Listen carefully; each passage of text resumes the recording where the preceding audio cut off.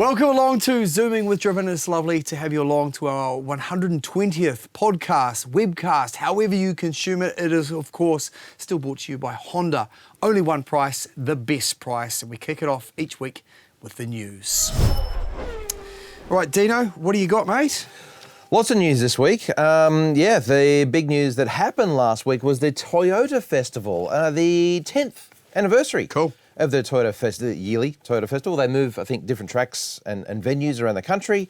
And David, who is still returning as we record this from it, basically. So he's the one down there to probably run through all the details. But unveiled, just attracts hundreds of Toyota fans and cars and models, all different year models. And it's a fantastic get-together for Toyota. Held down to Highlands this year, and then probably Toyota used the event as the unveiling for its GR Hilux. Cool. So they've talked about this model for quite some time, and it's interesting that they finally released it. Power and torque boosted by about 10%, get suspension tweaks, little LSD tweaks, traction control tweaks. So it's probably it's not the full house like Yaris or Corolla, GR Sport or GR86 or Supra, but it's the third tier, which means it does get some modest upgrades and increases. And the fact that you get 10% more power and torque is really interesting as well. It gets smaller 17-inch wheels. So the ride quality is probably a little bit better and it's a little bit more purposeful, I suppose. So, good thing there. So you say that would be an off-road focus, smaller wheels and That's got more of the trick suspension like the likes of the Ford Ranger Raptor and things like that, but it doesn't have the big power boost that the Raptor gets. No, but a fantastic setup nonetheless. Oh, yeah. And it looks amazing. Yeah. I mean, coincidentally too, Ford released the Wildtrak X on exactly the same day, which is basically the same thing. Okay. Yeah, so the Ford Ranger, along with the Wildtrak Hilux, which is out at the moment, and we've done a story on that as well. Ford, the exact same day, unveiled its Wildtrak X, which is based on the Wildtrak 2-litre bi-turbo, not the V6, the one model down, but it gets the V6's all-wheel drive, full-time all-wheel drive, which is only available on this V6. So it's a little bit of a boost to the bi-turbo 2-litre, the Wildtrak X. Heaps more extras. Full details are on our website. I guess the good news in that respect is my father-in-law just received his Toyota Hilux. Boy, he waited. How long? Oh, gosh, approaching a year. And got an amazing trade. The trade on his old truck, I can't even remember how old it is, like 6 years old. I think he got $37,000 for it or something like that. Like the trade-in on those vehicles just justifies you getting the upgrade, but boy, did he wait for it. Looking forward to it. And the difference between this one and the old one is that I think the first thing he's noticed is that there's a whole lot more beeps. You know, when you get in it, and every time you go wander over the line, it beeps at you, where you didn't have that on the old one. You're like, God, did I want to make this change? But when we do find it. At least you can turn it off. Yeah, I'm getting PTSD. You've hit a trigger here. You go over railway crossings. Oh, yeah? And it gives you a warning. You're crossing a railway. Thank you. Yes, I realise that. Yeah. You go into like off-road areas, and I don't mean gravel, I mean like car parks and public car parks. And it's just giving you warnings and alerts. You're in a low-speed area. It's like, yes, I get it. Well, the best systems don't activate under a certain speed, but there's a lot that just stop nagging. The best. Stop nagging. Right, Damien, what you got? What have I got? Top Gear. The 34th season filming has been cancelled entirely on. Wow. BBC decided to pull the plug after Freddie Flintoff had a big accident in a Morgan three-wheeler. I was going to say three-seater. It's actually a three-wheeler. Yeah. But apparently that was back in December. Wow. And, yeah. So do we know how he is? Well, they haven't sort of revealed anything, and he's taken a break from his TV career. Yeah. So, I mean, it's sort of... suspicion is that it's a lot worse than was let on. Because you just think about how far that show developed. You know, like it was originally just people driving around testing cars, and then the stuff they do has got more extreme, you know? Do we have a place for Top Gear? That is, I believe, that is the question that the BBC are asking themselves at the moment. They are they've put a hold on it, and they're just sort of saying, well, boy, they've had some accidents. Hammond's had 2 Yeah. or 3. And Yeah. now Flintoff. Back when it was fun to have an accident. Yeah. The rocket car and the Rimac. That was when they were fun accidents. Yes, he lives, so it's fun. And but that was the classic line, like, and he's died. So anyway. Yeah. They promise each other that they'd do that. Yeah. But I mean, Flintoff was. I mean, he is 191 centimetres. Have a look at his It's a big height. boy. Yeah. And it's a tiny And in car. an open top car Yeah. like that, 6'3", 6'4", or something. Yeah, so right. that's Your head is the roll bar. yeah, pretty dangerous. Never had that problem. It did remind me, actually, just a little bit of a history, is that probably the surname reminded me of a driver called navigator, called Paul Flintoft. Not Flintoff, Flintoft. He's an Australian navigator who was killed in 2007 in an Elfin MS8 Clubman, basically a little Elfin Clubman made by HSV in Victoria, with a huge V8 in it, 5.7 litre V8. right. It was a rocket ship, it was a bullet. They sold in New Zealand as well. David Reynolds was driving, V8 supercar driver. He was like 23 at the time, at the Mount Buller Sprint Tarmac Rally. So I think he was very quick in the top 10. I think he was like 5th or 6th, something in the top 10 run-off qualifying. And on day one, it was a little bit rainy and greasy, and on his first run up the 18-kilometre hill climb, it's basically in a forest, Mount Buller Sprint's the snowfields, had an off and basically hit a tree, and Paul Flintoft killed basically immediately. So it had a big effect on David Reynolds for many years psychologically, as it would, probably still does to this day. He didn't really talk about it. The reason I know so much detail, I was in the only other convertible open-top car in the event as well. I was racing a Lotus 211. So, it was a little bit scary racing in the rain in an open-top one and then being a greasy road. But I remember seeing or hearing about the death when we were at the top, and it was a shocking thing. I only spoke to Paul the day before. So, It's horrific, mate. So they changed the whole rules about open-top cars because of pretty much of that crash in tarmac rallying. Everything had to have a roll cage over. You'd have to consider that in the MX-5 series. I mean, being a man of your stature, the windscreen's it's lucky you wear glasses, your head's right up the top. Like with glasses? Well, you got no windshield, do you, Yes, that's why it's a full roll cage. Yeah, okay, We'll get to good. that in a minute. Yeah, that was inappropriate. Anyway, Yeah, that's fine. Damien. That's fine. You'll be pleased to know, Sam, after we talked about the Kia EV9 in the last episode, immediately that day, Kia released the first images of the EV5. Yeah, cool. Which is basically a smaller version of your EV9. It You like is. the look of that? Yeah, I think it's a spaceship. It's great. That's the concept version that they're showing at a motor show somewhere I have forgotten the details of. It's got the same silly suicide doors and square steering wheel that you liked so much from the EV9. Just the concept, though, it's Just not the going to come out. concept, Yeah, so the standard. production version still won't have them. It's a cool thing. It's a very cool thing. I think the bridge that they've crossed with these is they're no longer trying to make them look like they don't have false fronts. They're not trying to look like petrol cars. They've just embraced the fact that they don't need air dams at the front, and they're trying something new. I just think that looks It's neat. a very cool car. Yeah, I want the EV9. Well, and the other one that just released today, and I've got a photo of that too because I really love it. We'll never see it here. Oh, I saw this. Facelifted Kia Sonata. Why are we not going to see that Hyundai here? Sonata, sorry. Hyundai dropped the Sonata in 2020 because Kiwis don't buy sedans. That's such a shame. That's a great looking Australia car. still sells it. They've got the 2.5 turbo. Look how wide that front end looks. Like Yeah, just a that's great, horizontal eh? line. Yeah. It's the same car, but they've just added the new, what do they call it? Seamless horizon lamp, which is the strip of light. Yeah, it looks basically great. like the Staria van and the. It's kind of like what Kit was doing on Knight Rider 40 years ago. It's finally arrived. Well, I just want a button that you can turn on that does have the. Yeah, and remember the other thing that we always wanted from Kit was a car that talked back to you. Yeah. And now we're complaining about it. We hate it. Yeah. Shut the hell up. Yeah. Okay, Dean. Once again, let's clear the field. Dean's about to run loose on the MX-5. I know, that's what everybody wants to hear about, is a underpowered, modest subclass racing I series. saw the videos, mate. You look good out there. Pukekohe, final fling last weekend. Basically, the motorsport has effectively stopped at Pukekohe Park Raceway after 60 years. Yeah. And that's sad in itself, because you never want to see a motorsport and a motor racing facility closed down for any reason. much less to the detriment or to Much to less a to horse community. people. To horse people as well. They've got their venues and money. So it's really, really sad. It's such an icon of New Zealand motoring and motorsport.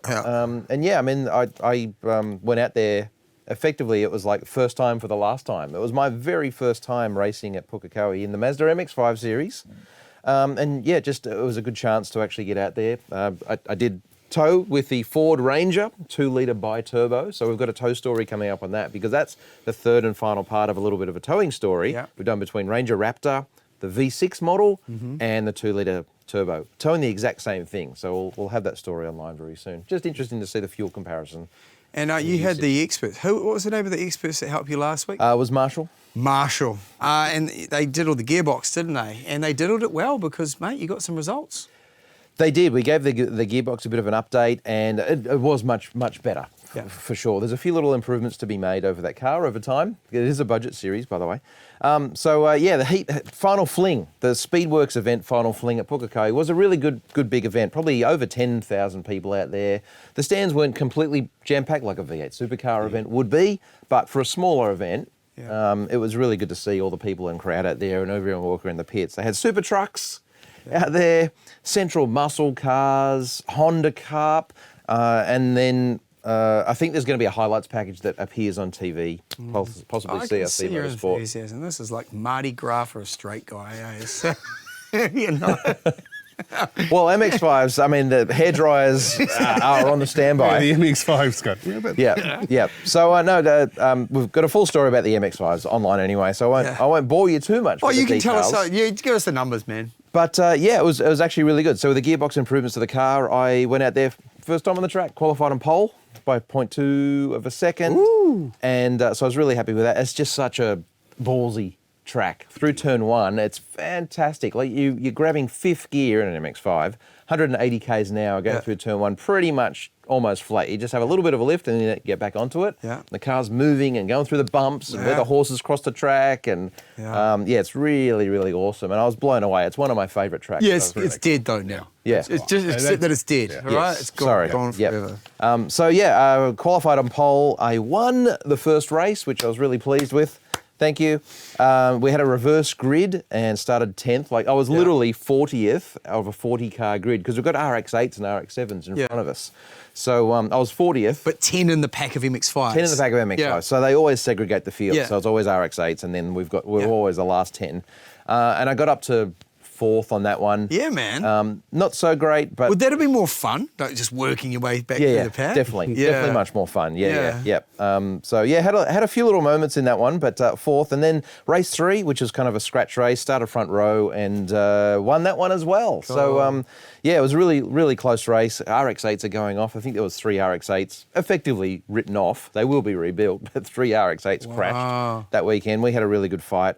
With a couple of RX-8s, with an RX-8 and an RX-7 amongst us. With Marco Braid, he won the second race and always finished second behind me, so he did a really good job as well. He's a 2-time championship winner, so great to have him out there as well. So he did it well. And I'll give you a quick 2-minute highlights package. We'll start the video now. Yeah. So here we are joining the back straight. You can see there's an RX-8 on the left and the red MX-5 of Marco Braid on the right. We're going in the chicane, which is a really interesting, good complex. So you can see under brakes and cornering, the MX-5s are really quick, particularly given the speed. I mean, these are RX-8 and RX-7 back markers, so don't be too unfair on them. But we can see we come up to the hairpin. And in an MX-5, it's pretty much flat from here until turn 1. So you're playing a bit of a game of draft right now. Good speed out of the hairpin, mate. Yeah, definitely, despite the driver error. Misshift into third, but recovered a little bit. And now I'm getting into the draft. This is flat through here in an MX-5. You can see the bumps. It's getting bumpy. Start to pull in the RX-8. He's just had a little bit of a lift over the hill. Look at the crowd, a little bit of a crowd on the left, under the bridge, into turn 1, grabbing fifth gear. And here we go. You can see the RX-8 balks Marco a little bit, who's in the lead. This is the fight for lead, and he balks him, pushes him into the outside a little bit, and I dive up the inside, go for that move there, up the RX-8's backside again, and try and latch onto him. Oh, you got him here, surely. Latch onto him for a little bit of a tow, but it's so hard. They've got so much more power. They just pull away, and even sitting in the draft, he just jumps away. Yeah. So there's the RX-7. So you moved over to block there just to make sure? No, I'm trying to get in the toe of the RX-7 because I knew RX-8 was off. So here we are, braking about the 90 metre mark into the chicane, back to second gear, carry a lot of speed into the apex and trail brake. Yep. Again, they're having their own little battle now. So yep, up behind the RX-8 again. So it was a bit frustrating because they kind of balk our corner speed and braking speed. But Marco's right behind me now. Again, good to get a good run out. RX-8 pretty much takes off. And you can see the speed difference between an early 80s RX-7 and a 10-year-old RX-8. Totally. He's off.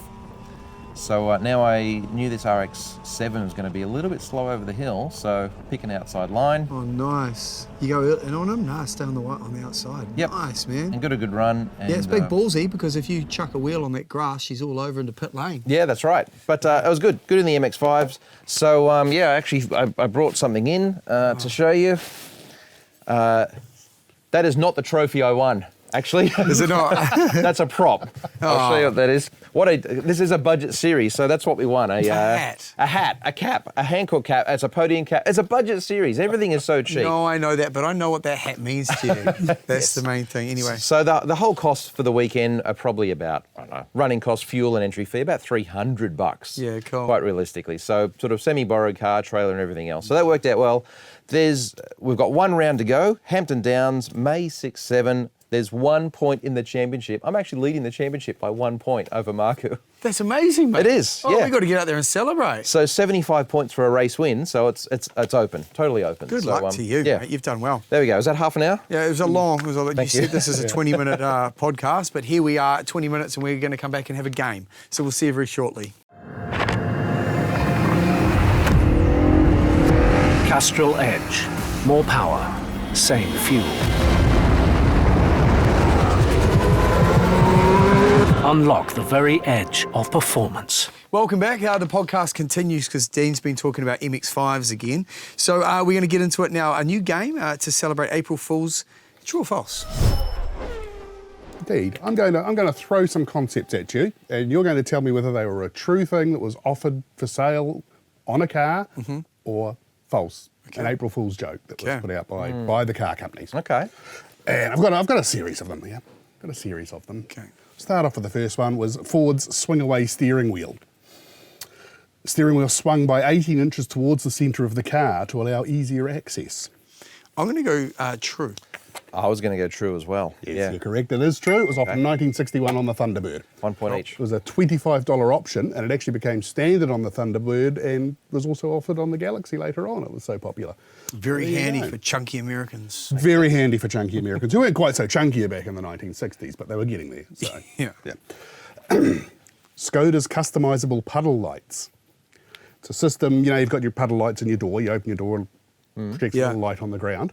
Skoda had a system where it would connect with an app on your phone and it could fire off personalised messages and the like.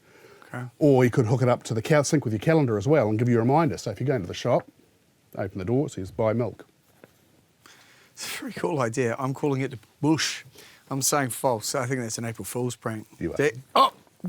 I was going to say false as well, only because I love the concept. It's a very good concept. I mean, it's a good concept. Yeah. It would work. I don't quite know. I think that was the major comment at the time. People were saying, why don't they do this? It's actually a really good idea. Okay, Dean can answer this one first. Yep. Okay. This one, water-filled bumpers. An American man offered it was an optional sort of aftermarket thing it was basically very heavy-duty industrial-grade water balloons attached to the front of a bumper of your car, and they would absorb impact. I'm going to go false on this. I'm going to go false too, but I think the ferries use it with tyres, don't they? It was very true. Is it true? A man called John Rich in America, again, back in the 50s or 60s, I think it was. And it was, just an hydraulic bumpers, he called them. They were an aftermarket thing you could buy, and it would fit onto the bumper of your car. And it would actually absorb impacts up to 30 miles an hour. Yeah, right. Water, and no damage. And one volunteer was so confident, he actually put his head between two cars at 10 miles an hour. It was uninjured. Water's a fairly solid It's heavy. mass. Yeah, it's not very good for your, He fuel died. but- mileage. Yeah, no, he was totally uninjured apparently, Okay. but they didn't catch on. All right. Yeah.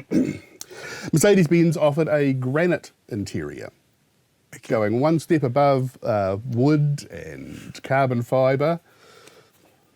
I mean, if you kept it thin, you know, I'm going to say true. I'm going to go false. Well, it's very true. Thank you. There was a $60,000 option on the Wow, S-Class, granite. and Bentley now does something similar as well. It's Yeah, right. very, very thin. You're right, very thin veneers. Okay. Like Dean's teeth. Okay, you like these teeth? I wouldn't stand for that. The BMW M3 Ute.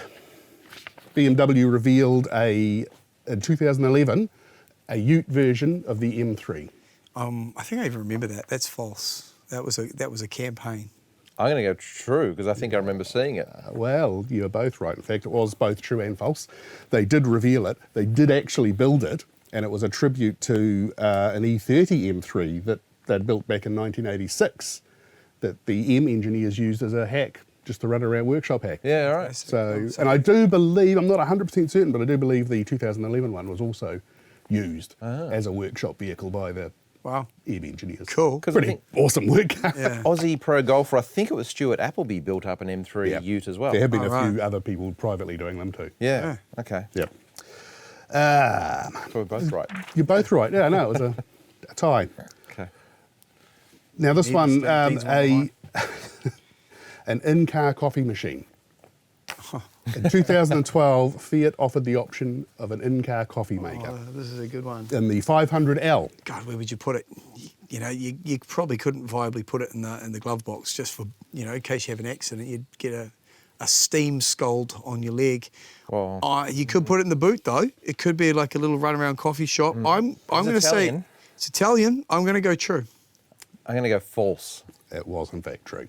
Yay! It was a collaboration with the coffee machine manufacturer Lavazza, and it was like the little sort of mini presso type things you So can get these good. days. Yeah. It was just it was not allowed in America, I believe, due to safety concerns. And Yeah. everyone literally was concerned about safety, about people Yeah. making coffee. I don't You see couldn't actually operate it unless the car was in park. Oh, So but, be annoying you at the know, there you lights go. if you wanted a coffee, wouldn't it? Yeah, try and really hurry it through. Wonderful. Well, I don't get many wins in life, so that's good. Is that the game got any more? over? I've got one more. Okay. And this one is an interesting one.